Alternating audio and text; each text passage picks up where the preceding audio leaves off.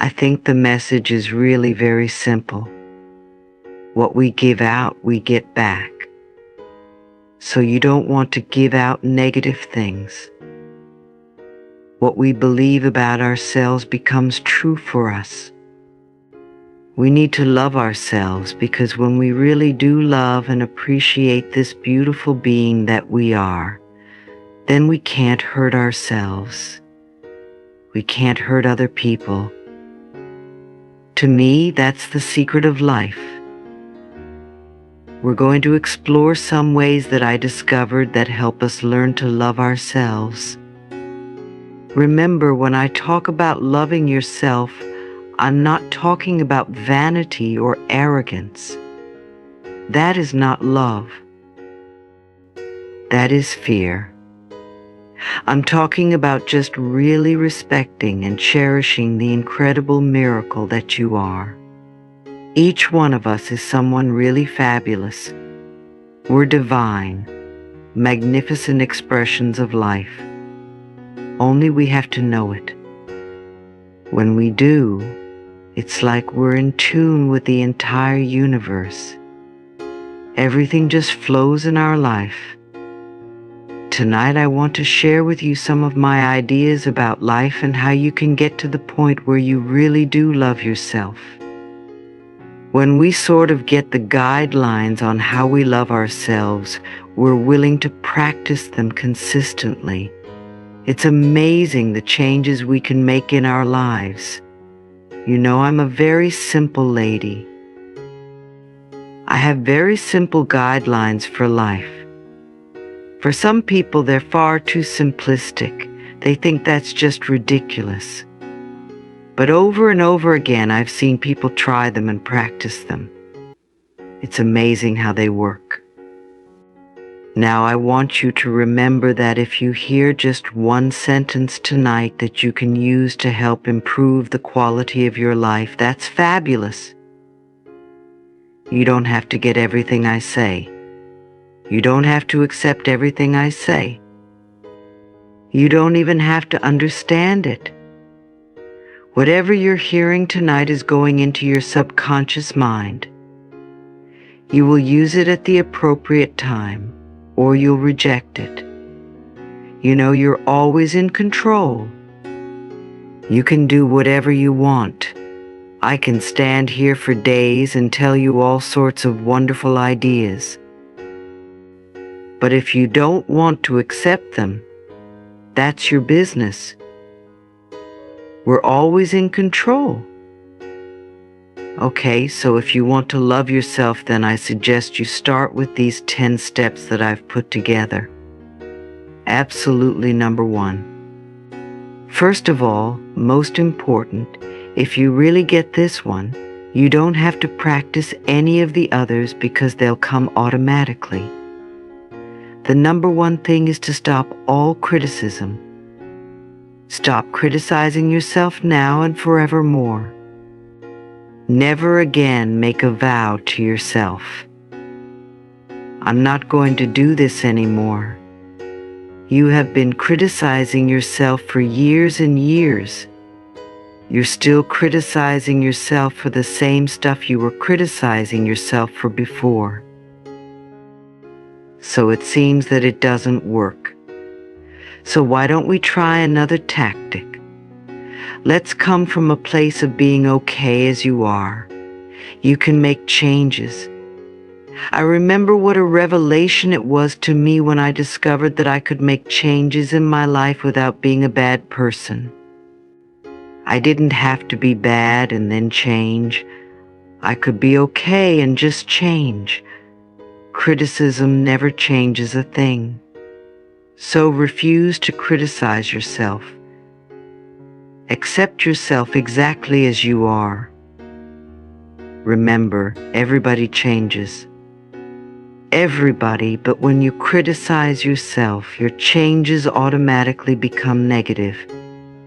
You get into negative changes, and when you approve of yourself, it's amazing how your changes are positive.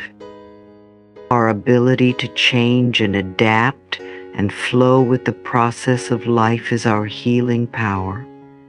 That's our healing power. We are powerful beings. Our power lies in the choice of thoughts that we think and the words that we use. Because our thoughts are creative. They create our experiences. They contribute to everything we do in life. So you do choose the thoughts you think, you really do. Sometimes we think, oh, they zip by so quickly. But you really do choose them. So choose thoughts that are nurturing to you. Choose thoughts that are uplifting, that are supporting of you. If you really want to love yourself, it's essential that you stop criticizing yourself now and forevermore. Absolutely you can. You can do it. You can do it. Just make a vow that that's what you'd like to do. All right, number 2, don't scare yourself, please, if you love yourself. Don't scare yourself. Stop terrorizing yourself with frightful thoughts. Because all you do is make any situation worse. You don't make it better. Don't take a small situation and make it into a big monster. Don't take a scary situation and make it even worse. Be there for yourself. You know, it's a terrible way to live. If you have a habit of doing this, I suggest you stop it. You just stop it. You know, how often do we lie in bed at night going over and over a problem, creating the worst possible scenario? We do this for illness. We get a pain and we're immediately planning our funeral. A few people I think here have done that.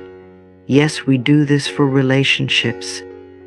Someone doesn't call and we immediately decide that we're totally unlovable. We'll never have a relationship in our life. We're abandoned. We do this for work. You know, you hear a small remark at work. You think, oh my God, I'm going to be fired.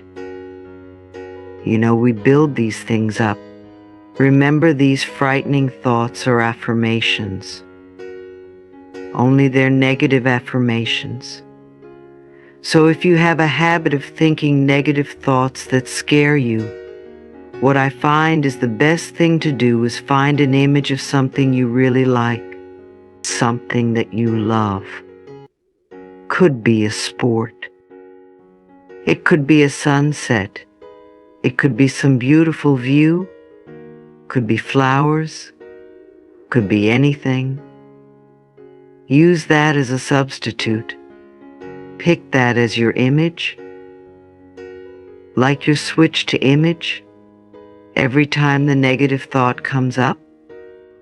Or every time you find that you're frightening yourself, just switch to this thought or this image, you know, and say to yourself, no, I'm not going to think about that anymore.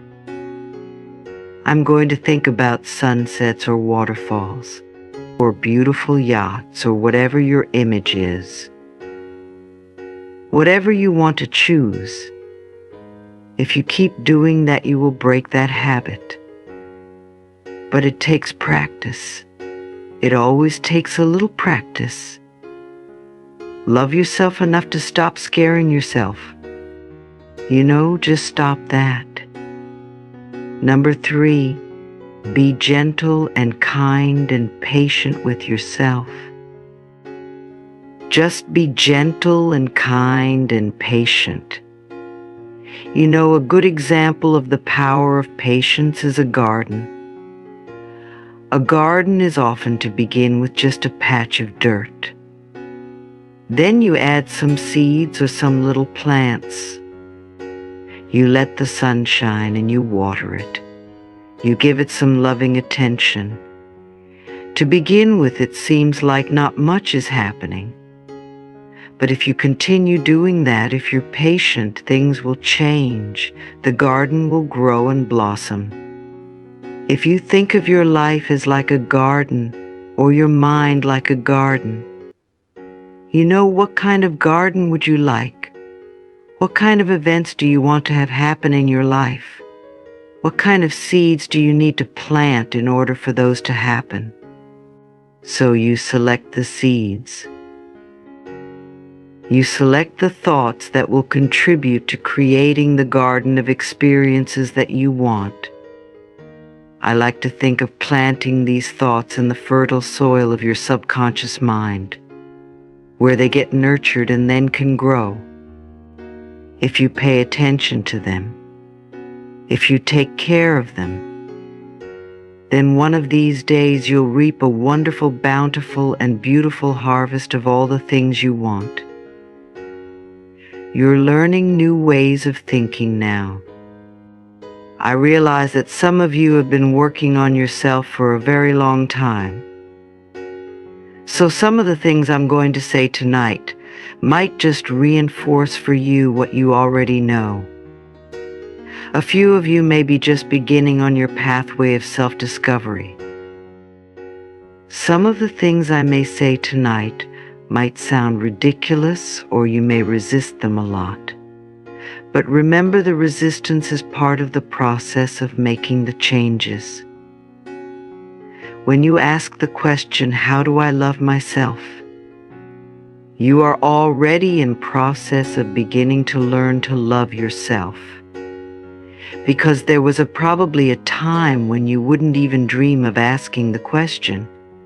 So you're already started there. So as you learn these new ways of thinking, be gentle with yourself. Be kind to yourself. Be patient with yourself as you plant the new thoughts in your mind. Now watch for the weeds. The weeds are like the old negative thoughts. Pluck them out as quickly as you can. Remove those negative thoughts as soon as you see them. You want to treat yourself as you would somebody that you really, really liked, or as you would treat a gentle little child. You know for yourself that it's important, and you know it's okay to make mistakes while you're learning. You don't have to immediately be perfect. So many of us are cursed with perfectionism. We won't give ourselves a chance to really learn anything new. Because if we don't do it perfectly in the first 3 minutes, we again assume we're not good enough. But anything you're going to learn is going to take time. When you first begin doing something new, it never feels right. So when you begin to do your affirmations or change your way of thinking, just know all you need is a little bit of practice. A little bit of practice, that's all.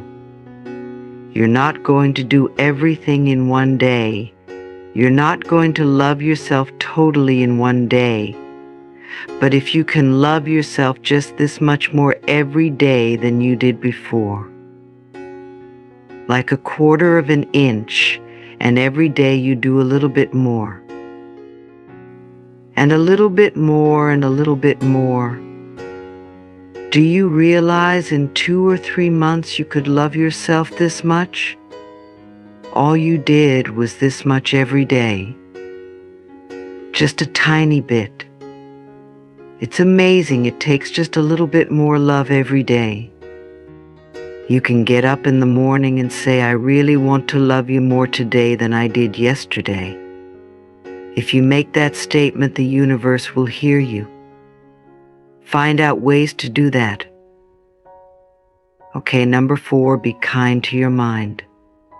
Be kind to